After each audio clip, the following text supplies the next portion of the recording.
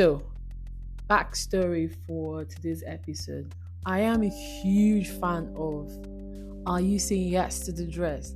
Say Yes to the Dress, okay? So, I have come across, she's not a guest, but I've come across our case study, one of the parties in our case studies for today. I've seen her collection and they are beautiful. She currently makes shoes and some other wedding accessory, but 4 years ago she had a disagreement with the company where she worked at, and I'm here to give you details about the case and also talk about what you need to know when it comes to intellectual property in the wedding industry, when it comes to contracts, And I'm still celebrating my birthday and the first anniversary of this great podcast. Hey guys. Hi guys. Hey guys. Hey. This is not your average podcast, trust me. This is IPSERIES, where you learn to protect and safeguard all your intellectual property so you can make a career of what you love. Join me, Rita Chinda, as we discuss all things intellectual property from the world of fashion, film, media, entertainment, dispute resolution, and even technology. Welcome.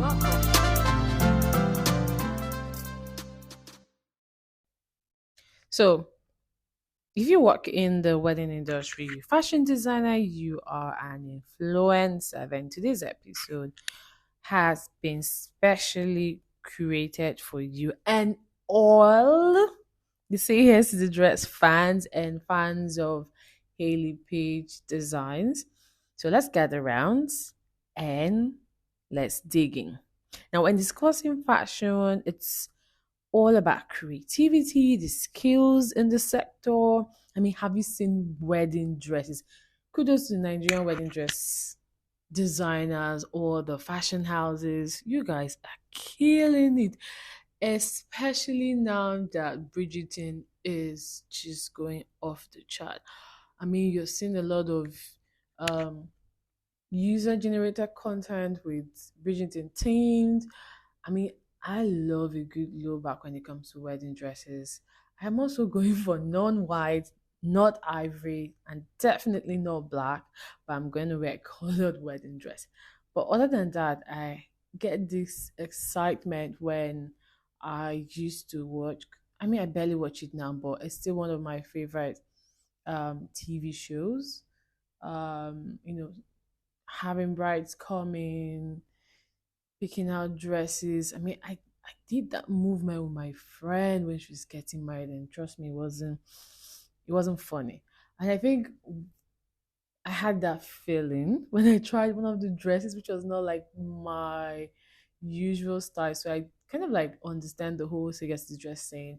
And other than Hayley Page, Pinina Tony was another well requested wedding designer, but we're not talking about Pinina today. We're talking about Hayley Page and her former boss.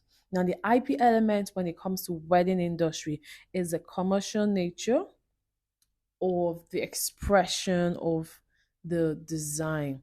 Now, you have a lot of people that contribute into making the dressing, from sourcing the fabric to coming up with designs. Now, sometime in December 2020, wedding gown designer Hayley Page was restricted from using her name and her social media account as a result of an emergency temporary restraining order and also failure to negotiate a new contract with bridal design house JLM Couture, where she was the head designer. Now, when I saw this news, I was like, what the hell is going on? I mean, sorry guys, what is going on? What is the deeds about this case? So I'm going to tell you I'm trying and I'm going to make it short.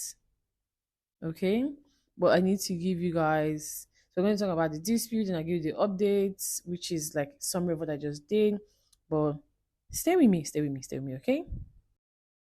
I had carried out a poll on my account on X, formerly Twitter, asking like my IP friends and readers their thoughts on whether social media accounts created by employees should belong to and or be assigned to an employer.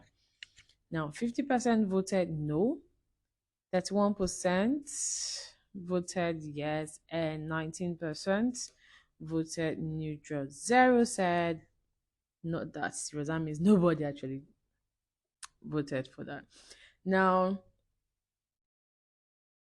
sometime in July 2011, Hayley Paige Gutman, who had appeared on TV show Say Yes to the Dress, just say yes to the dress. Yeah, super obsessed.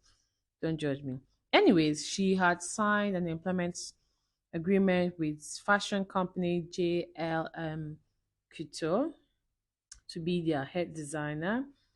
And I think prior to when her term of employment was to expire, she was trying to renegotiate, but that did not work out for her. But going back to the dispute, when she signed this contract, she had so there was a clause or a provision which stated that she understood, she has acknowledged and accepted that the terms of her employment at JLM were governed by JLM's employees handbook. Um, the employee handbook states that employees will use their time during the workday solely for company business, not personal use. Internet usage is limited to job related activities, and all intellectual properties defined as all designs, drawing, notes, patterns, sketch, program, spreadsheet, database, prototype, samples, improvement to existing work, and any other work that an employee conceives or develops shall be and remain the property of JLM.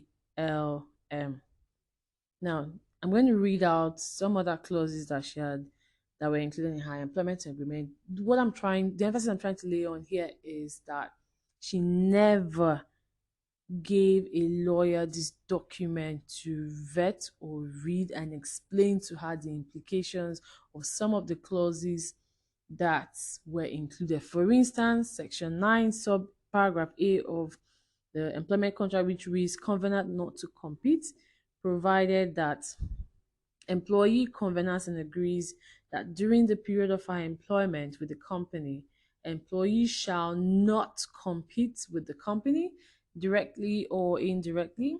For purposes of this agreement, employee shall be deemed to compete with the company if she engages in or is associated with, whether as an officer, director, shareholder, partner, employee, independent, contractor, agent, whatever, any person, organization, or enterprise which engages in the design, manufacture, marketing, or sale of bridal apparel, including bridesmaids, mother of the bride, and flower girls, and related items, bridal accessory and related items, evening wears and related items, and any other category of goods designed, manufactured, marketed, licensed, or sold by the company.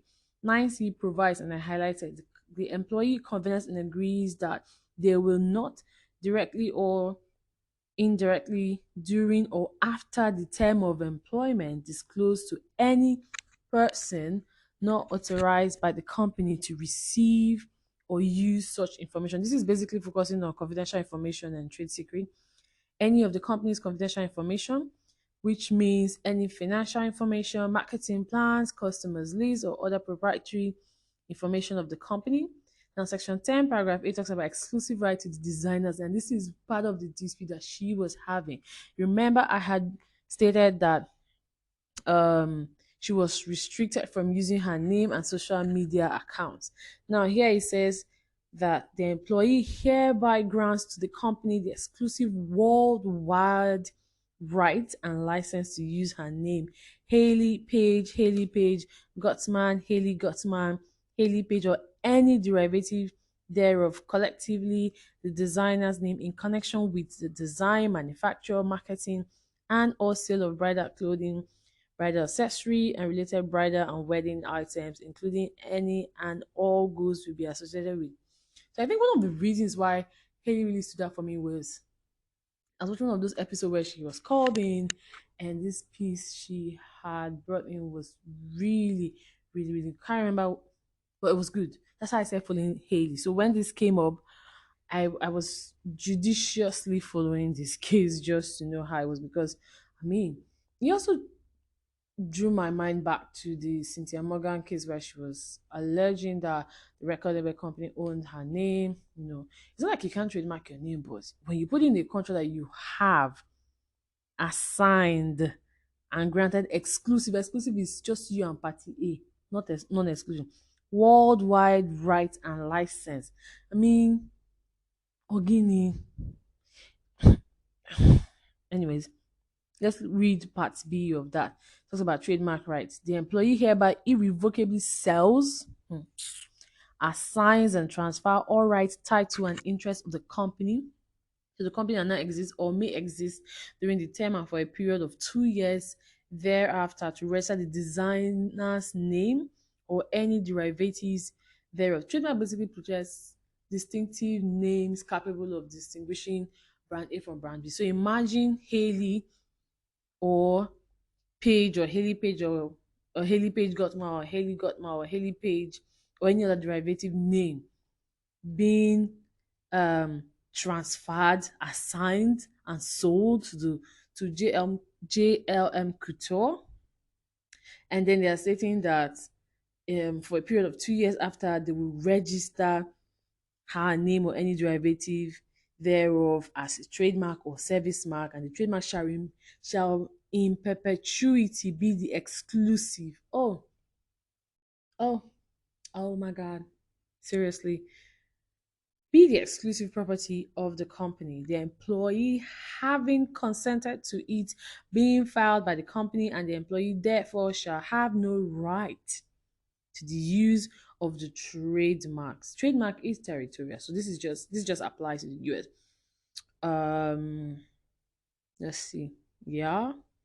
Then it goes further to say the employee shall have no right to the use of the trademark, designer's name, or any confusing similar marks or names in terms of commerce during the term or any time thereafter without the express written consent of the company. The company shall be solely permitted to license the trademark to a third party. What you guys actually sign? I mean, get a lawyer, okay? Section 11, design and IP, which is intellectual property. The parties expressly agree that all designs, drawing, nose patterns, sketches, prototypes, samples, improvements to existing works, and any other work conceived or developed by employee in connection with her employment with the company involving bridal clothing, bridal accessories, and related bridal or wedding items, either alone or with others, from the commencement of the employment by the company through the terms of employment agreement, and work for hire, and ownership of any IP arising from or related to the design shall be the sole and exclusive property of the company, which in this case is JLM Couture. If for any reason the design or any portion thereof are deemed to not be work made for hire, the employee irrevocably, absolutely, and unconditionally assigns three hefty words or three hefty terms: irrevocably, absolutely, and unconditionally assigns to the company all of rights, title, and interest. Like seriously, I'm sure if I am reading this kind of document, I would just be like, sparks would just be flying left, right, center. Because she was just in, I think, her early 20s, and probably excited that she got this huge offer from DJLM Couture. Okay, So I'm not going to be judgy, but I want us all to learn from this. Now let's follow the timeline. Remember, she got a job in 2011. Now, on the 6th of April 2020, she created the Michelle Page Instagram account, which I still follow. Okay. Then 2 years later, in 2014, she created a Pinterest account with at Miss Shelley Page handle, and also joined TikTok using the same handle in 2019. That's pre-COVID. And this dispute started um, a year and a month later, sometime in December 2020. So, should she have created a personal account in her name? I mean, everyone has a personal account, but if you now have to share content on your personal page, I mean, Instagram has now introduced some sort of collaboration tags where you can also tag other persons in your account, which is a good thing. But all of this was post COVID, and I think in the last 1 year that this was rolled out pre Hayley Page dispute. So I think if this had come out, this whole adjustment to the Instagram account has come out, I mean, it would have been perfect for Hayley to be able to separate. I mean, in this digital era, a lot of us are still finding our feet, trying to understand how the social media algorithm works, separating your brand from your personal self to your professional self to the part you really do not want people to know. I mean, we've been there, still there, and still figuring shit out. But then, when she failed to now renegotiate her new contract, that was when JLM sued her for breach of agreement, unfair competition, trademark infringement, and then they wanted to enforce the non-compete clause that was in her contract so they can gain control over the social media account. Because when I recently checked it because of this case where I was doing my research, I saw that the last post that Michelle Page had shared was sometime 20. Wait, I need to get that right. Is that 2020 or 2022? Hold on. It's actually December 10th, 2020, and it was a picture of her and her now husband. And then the most recent post was 3 days ago. That would be let's see. Okay, but anyways, she recently posted and tagged her three other accounts which she has, which is a girly you might know foundation, all that glitters on the gram, and she is Chevelle, which is like her wedding accessory page. She has a shoe collection, lovely shoes. There's this pearl white shoes that she posted. It is really gorgeous, and that was posted on 10th of May for anyone who is interested and likes stuffs. But yeah, you see that on the She is Chevelle, she's kind of mixing everything, not just her shoe brand, but also herself, trying to show herself. But I think it's all about, just creating content and being all there.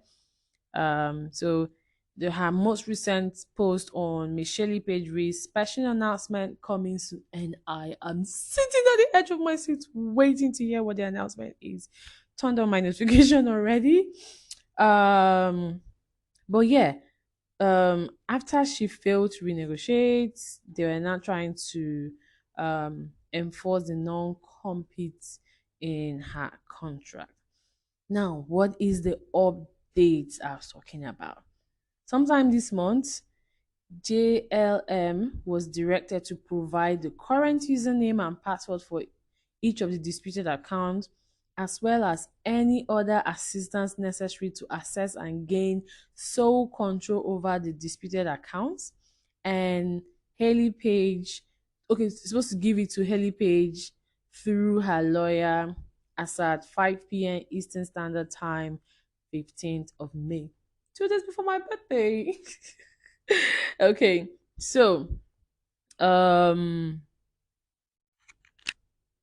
what the court recently held was that in New York court, a New York federal judge issued a mixed ruling. A lot of the publications I saw were like, this is a mixed ruling in the dispute between Haley Page over the use of her name. First was that they have the JLM Couture failed to show a likelihood of success in establishing that it was the original, they were the original owner or transferee of the account, and that the evidence before the court showed that Haley Page Gutnam originally owns the account and never transferred it to JLM Couture. Okay, hold on. Give me a sec. Okay, and we're back. So that was like the major one, the court stating that there was no likelihood of success in establishing that they own. And then the second one would be the order to restore her account details back to her. Now, we're moving on to matters arising. Some of the matters arising for me, the right to use, what was it really a right to use Haley Page in the promotion of bridal designer product? I mean, her collection was basically called Haley Page. So she was already being allowed to create designs in her name. Um, Haley Page signed a contract without a lawyer. That is a big red flag. The rise of Haley Page. So you get, I don't want to stress that. And then the enforcement of the non-compete clause. What are the do's and don'ts for um wedding dress designers? Ownership of social media accounts, which 50% of you said it wasn't right for an employee to transfer or assign their social media account to the employer. Trademark infringement, we already know, is the unauthorized use of a mark that's going to cause confusion amongst consumers. You'll be suing for passing off where it is not a registered mark. So the question begs that now I will be asking is, was Haley Page registered as a trademark that JLM Couture was suing Haley for trademark infringement? I mean, I haven't seen the judgment, but from everything I've read online, breach of contract, unfair competition, um, that was being alleged. So, what is the effect of the Federal Trade Commission over non-compete clause? Is it possible for an employee such as Haley Page to assign their goodwill to their employer? Content of a non-compete clause, and then should you or can you make your name a trademark? So, what are the lessons that we can take from this conversation?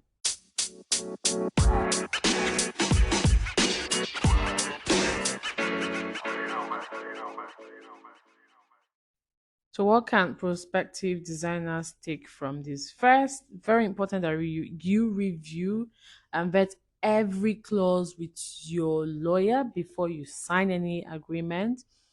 Define who owns every IP created, including your social media account. I mean, we're in the digital era, people are owning content, hashtags, etc. There's also compliance with advertising, marketing policies, and now we are dealing with artificial intelligence, creative works, etc. Your jurisdictional law will determine how non-compete clause will be enforced and its implication. Have a renegotiation clause that gives you an edge so that you come back stronger and you're like, mm, yeah, I'm here. This is what I want, and I need to get it. You know, important tips for employees about IP and non-compete clause. First of all, the intellectual property right for bridal designers and businesses. First, because of the tangible nature of these designs, designers and businesses would consider their jurisdictional protection. and compliance requirements such as licensing, employment issue, online sales, production, manufacturing, sustainability, originality, and industry standard. Then you're going to consider the protection for your original wedding designs. A wedding designer can consider a multi-layered IP protection for its brand, starting from copyright to trademark to design right, patent, confidential information, n- non-soliciting or solicitation, and I'm not going to non-disclosure. And also before in the US, non-compete clauses were included. Now with the new FTC rule, it has been abolished. So um as a result of this, we're going to look at also the implication and what wedding designers and influencers can learn from this case is understanding the importance of having a clear language, understanding of contracts, um, the types of dispute that they may encounter, and then intellectual property rights, which we're currently talking about. So remember in this case that the company's goodwill associated with the high profile of product lines that were built in conjunction with Hayley Paige during her employment around her name was transferred to JLM under a contract. That is Section 10B, which talks about trademark rights, Section 9C, which talks about non-disclosure of company's confidential information, exclusive right to Haley Page name. Even gave examples: Haley Page, Page, Haley Gutnam, Haley Page, and any other derivative name that she will create. Then you also have disclosure and endorsement. Influencers must disclose their partnership with brands, making it clear when content is sponsored or contains affiliate link. I'm talking about this because in the reports I had read, um, JLM had accused Haley of creating influencer related content on the Michelle page where she had links and stuff like that on the page, and that it was done without their approval, and all of those drama that came with the dispute. So I'm trying to look for. So I'm currently scrolling through Michelle lovely dresses. Oh, lovely, lovely dresses.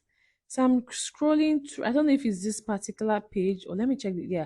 Let me check the all that glitter page. I think that's where she posted what I'm actually looking for. Aha, yeah.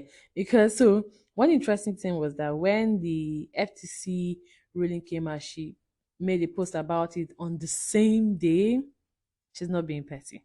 She's just thinking like a creative who wants to see um things done differently. I would like to assume. Okay. Uh seriously, okay, why is it taking me so long to get to this page? But hold on. Also, the story is long. I just saw a post that she made sometime 14th of December stating that JLM seized a commission to her for previous designs since November of 2019. That was even before the dispute. And they also prevented her from using her birth name, including derivative, for commercial purpose. Nobody's stopping you from using your name just for commercial purpose, okay, honey? Um, yes, also sued her fiance and now husband for using her name to identify her on their podcast and social media. May right of publicity, guys. Stop that from talking about future plans and announcing any new name. Oga, Oga. Seriously? My former employer, JLM Couture, sought and was granted a content order against me. It requires me to delete several videos and posts I made on Instagram by September 13, 2021. I was disappointed, but have no choice. People that obey court order. Not referring to anybody, but I'm just saying. I mean, it's interesting if you actually take your time to go through. Hmm. So she actually posted. There was a post she made on my birthday in 2021 on all the glitters on the gram, stating our current gown sales still benefiting you. No, despite JLM's contractual obligation, they stopped making payments to me, including dress commissions for the 2020 fiscal year. If you possess a dress from since November 1st, 2019, I've not received any commission for that gown. I have countersued JLM for breach of contract due to their failure. The matter long, but me, I want focus on the I want to focus on the IP elements.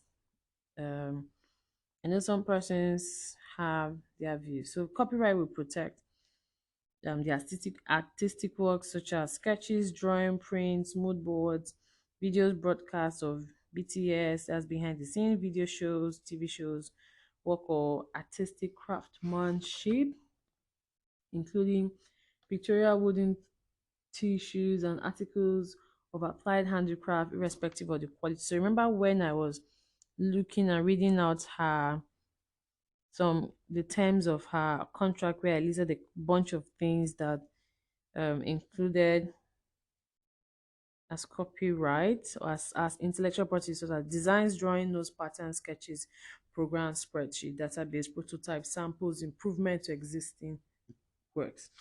Then we're going to be looking at design rights protection for three-dimensional forms. So let's see. Yeah, let's see the design. Yeah, design and IP.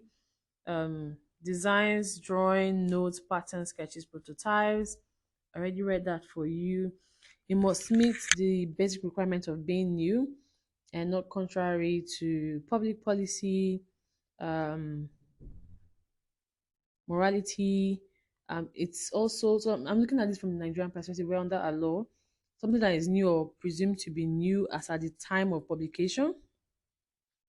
However, where the design was made available to the public by means of, say, description, the applicants will have to show the the registrar to their satisfaction that they were not aware of any disclosure. If it was disclosed or shown during an exhibition 6 months prior to filing the application, it will not fail. It will not fall under public disclosure. And finally, the fact that a design is different based on a minor or inessential way does not mean it is indeed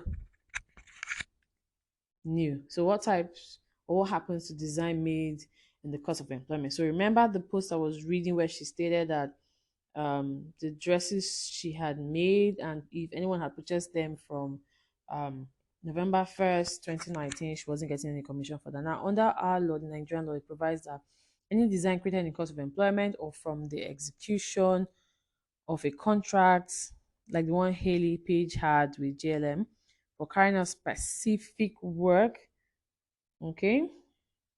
Specific work will include um, making of dresses or any category of goods designed, manufactured, marketed, licensed, or sold, or including bridesmaids, mother of the bride, flower girls, flower girls, okay, or sale of bridal clothing, related bridal and wedding items, including any and all goods associated with, the company. Um,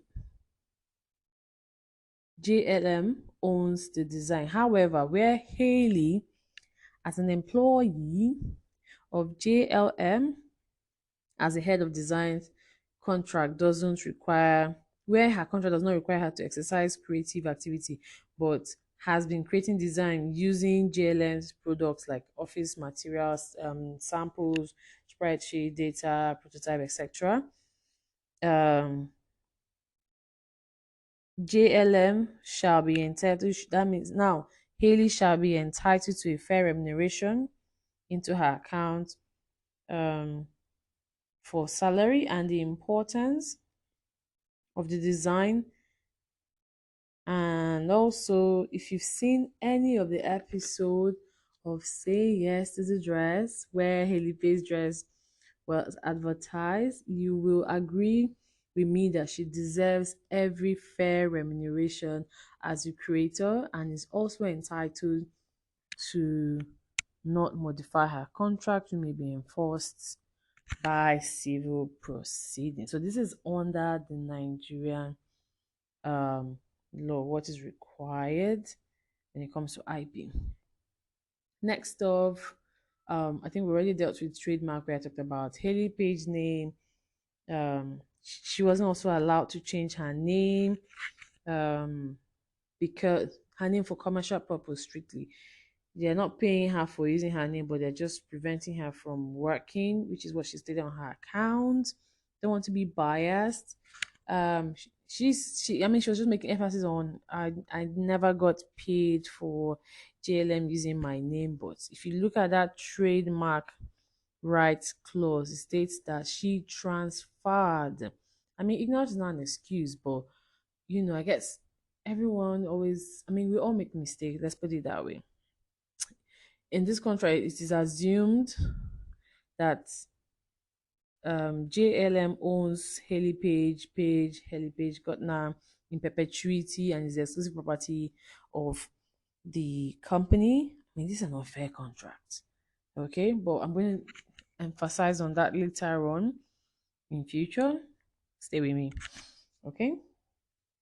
Then yeah, I was going to talk about trade secrets and confidential information, which gives one an edge in the wedding industry over other designers and fashion houses. The elements include suppliers of fabric and other materials needed to make a customize a wedding dress, buyers, software or tech used to shorten production cycle, track delivery and logistics, and the entire value chain when it comes to wedding dress production.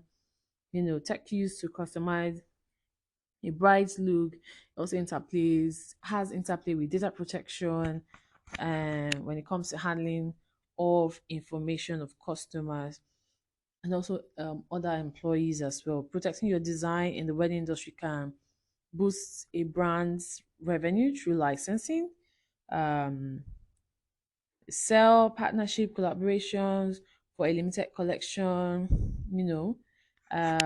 Example could be maybe Haley Page teen bridal Bridgerton collection. I mean, I think I saw one from, it wasn't a wedding dress per se, but I've seen a couple of wedding dress stores and brands um have all this UGC content out there, and they're like Bridgerton inspired dresses, and yeah, there's so many options. And I'm like, oh, I love this.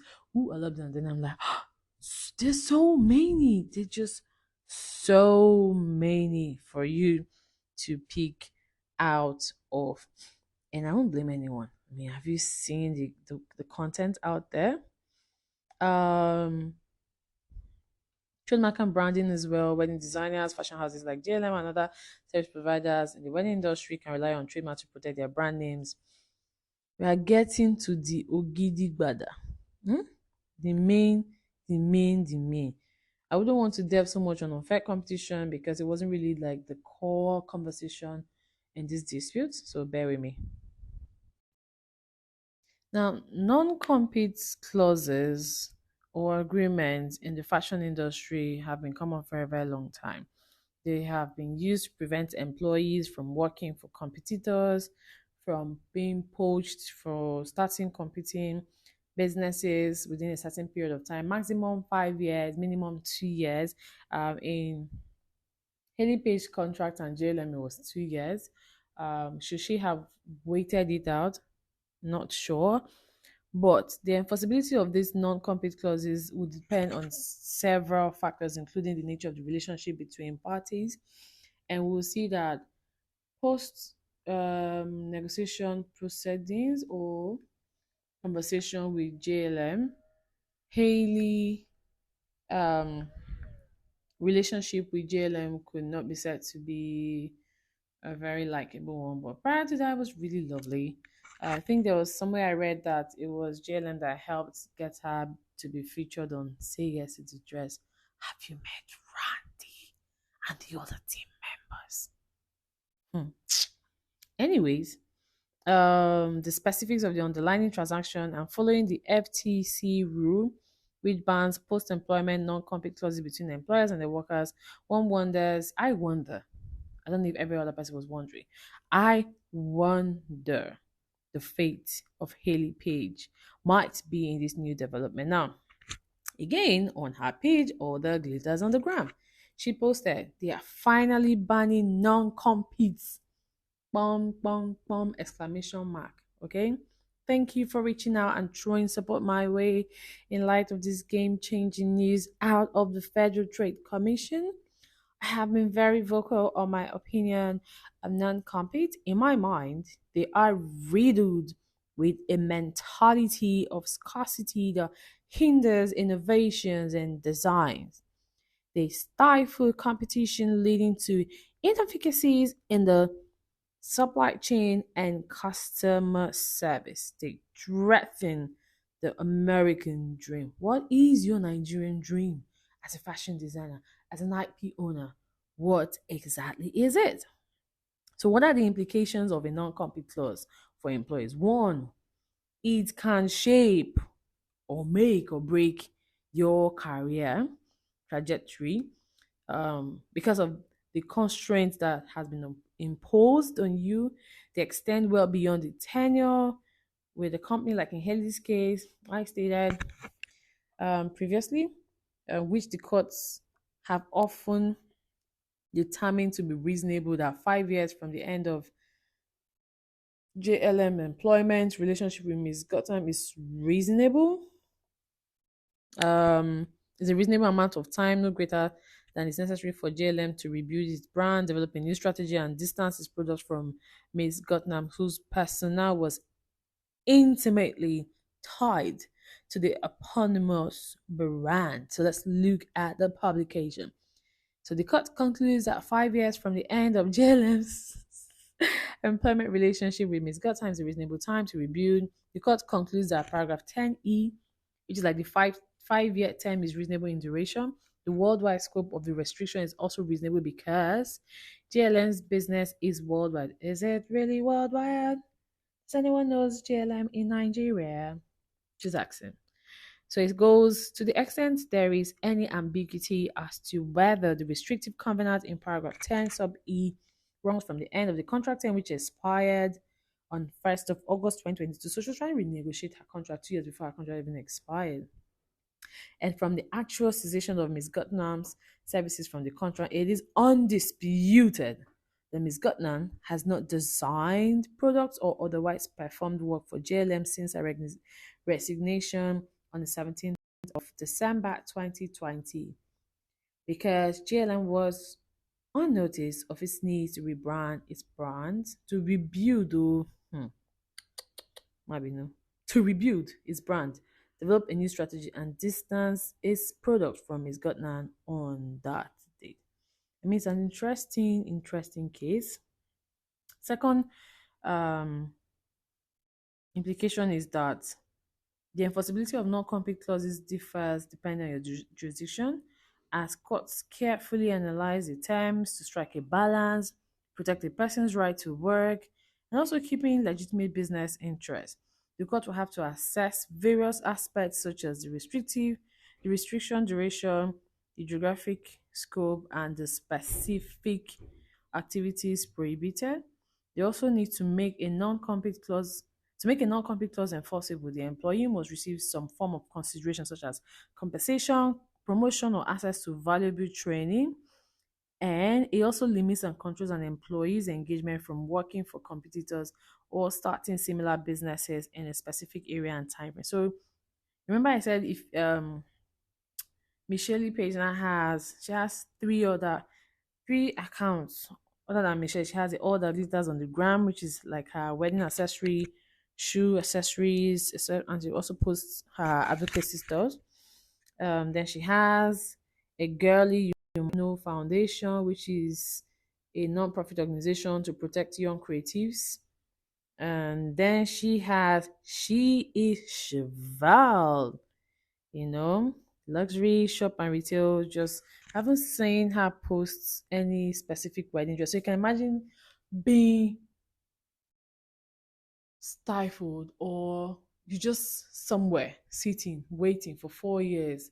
And I hope these 4 years she has been coming up with very, very, very, very, very lovely, lovely wedding design dresses. I would love to see what she's coming up with, especially now you have a lot of fashion designers, wedding dress designers. Oh, as in, I'm tired of saving pictures, but I love weddings. I love the industry. I love how it just, I don't know how to explain it. Maybe it's the Romance in me, Riri. Okay. But yeah, the interplay, we're going to talk now about the interplay of non-compete and trade secret protection. What is the interplay of non-compete and trade secret? Remember, trade secret protection is for confidential information, and this was part of what was included in Hayley Page's contract, while non-compete is usually through restrictive covenants, which was also included in Hayley Page's um, employment agreement, which seeks to protect JLM Couture even after she has left the company.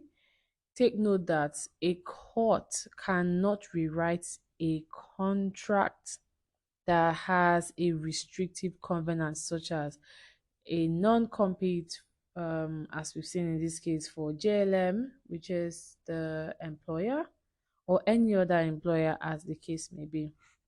There is also the public policy consideration for an employee's duty once they leave an employment, which provides that HP, which is Hayley Page, can use her skill to earn a living.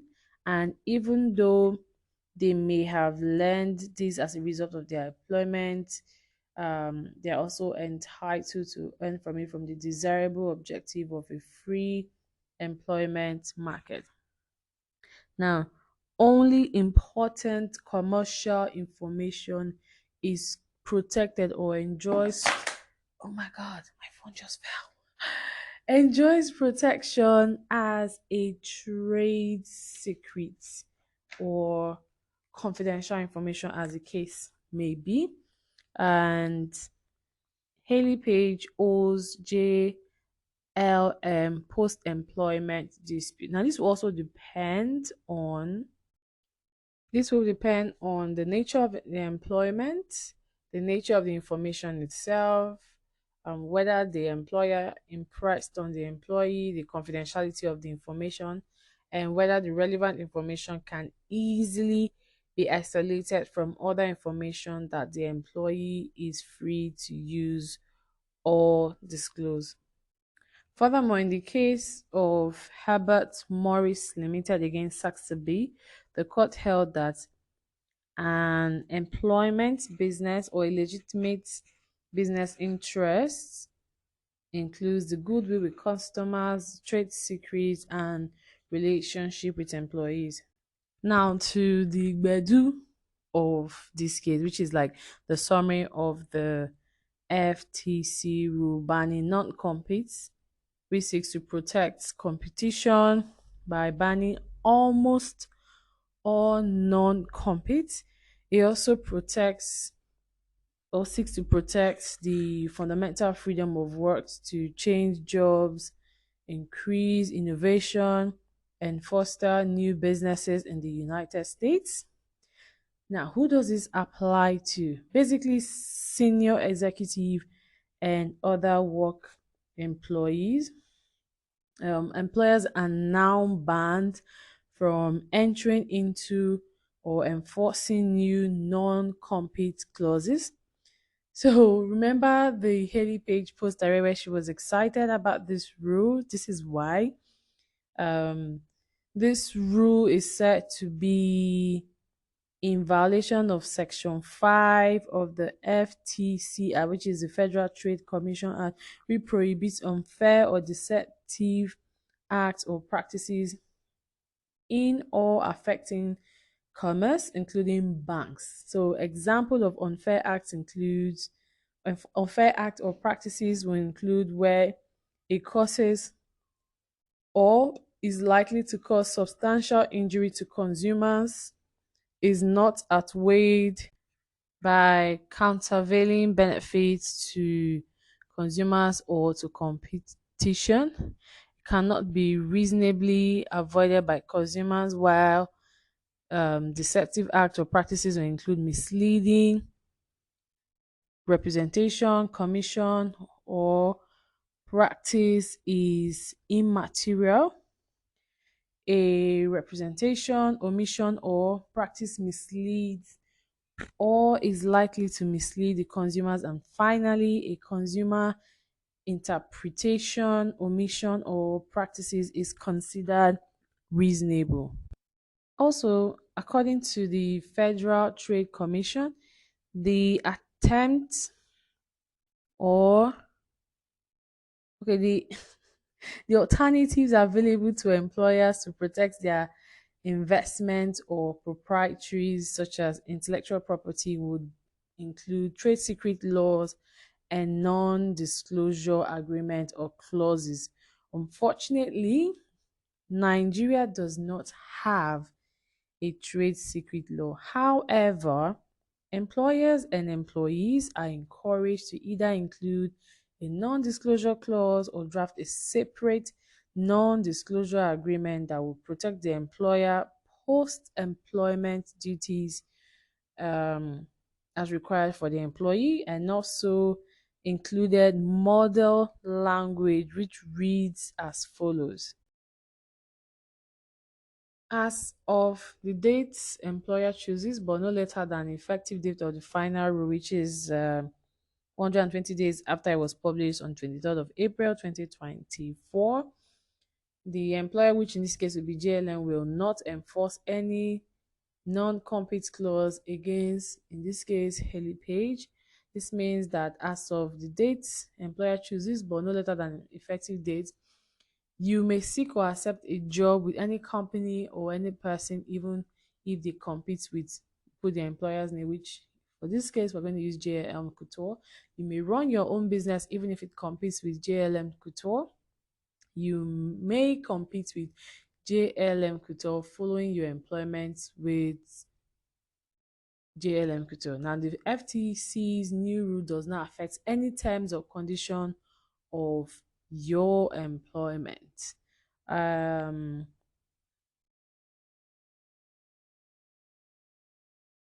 Under you may also seek you may seek, and it does not affect other terms and conditions of one's employment. Now, definition of non-compete clause means, as provided under part 910.1, is a term or condition of employment that prohibits a worker from, penalizes a worker for, or functions to prevent a worker from seeking or accepting work in the United States with a different person, where such work will begin after the conclusion of the employment that includes the term of the condition, or operating a business in the United States after the conclusion of the employment that includes the term or condition. Now, for the purposes of Part 910, term or condition of employment includes but is not limited to a contractual term or workplace policy, whether written or oral, you know. So,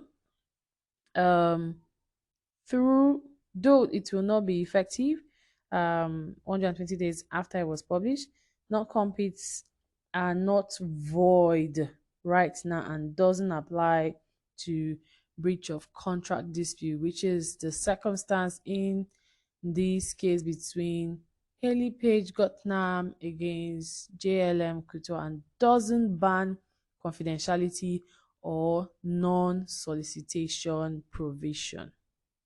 Inanu. Good.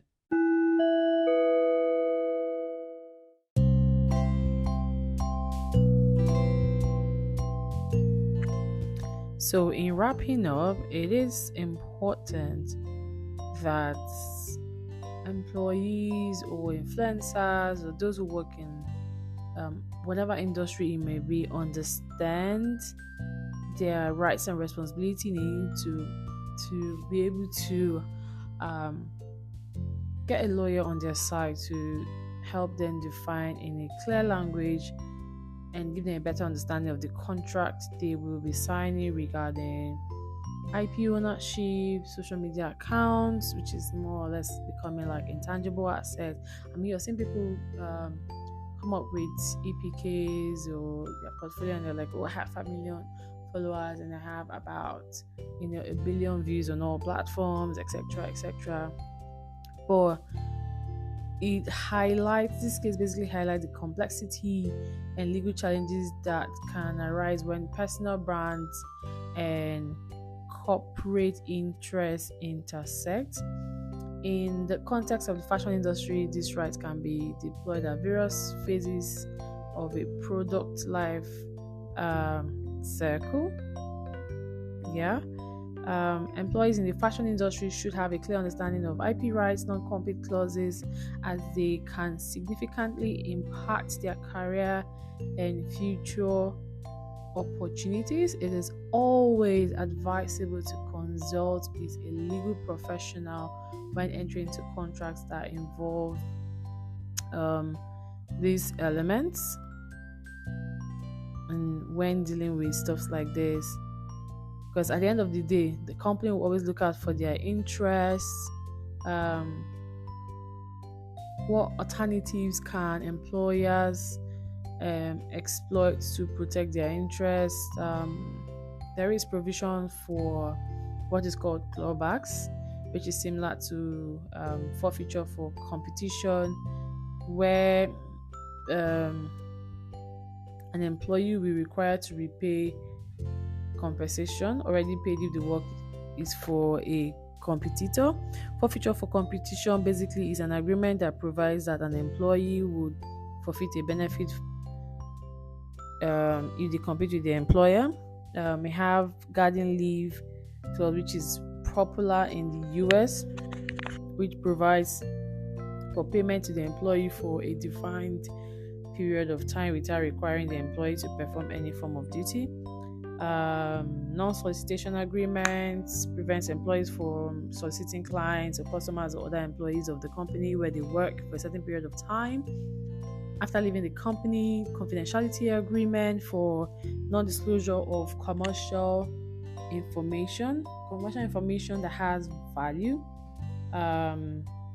This alternative kind of creates a balance between protecting the employer's interests and allowing employees the freedom to pursue their career goals. It is also always advisable, I'm stressing it, to consult a legal professional or a law firm when considering all of these options. So you're not going to be the next Hayley Paige that I may be talking about someday, but it won't be bad if I talk about you for educational purpose, of course.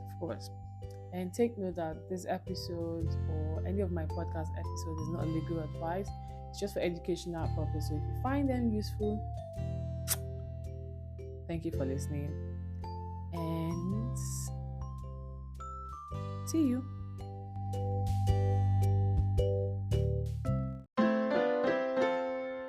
Thank you for listening to IP Series Podcast. If you enjoyed this episode, please subscribe, rate, and review us on your favorite podcast platform.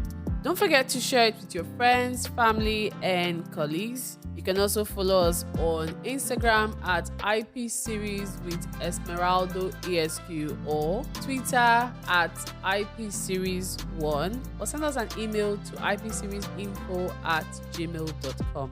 Until next time, stay tuned and stay informed.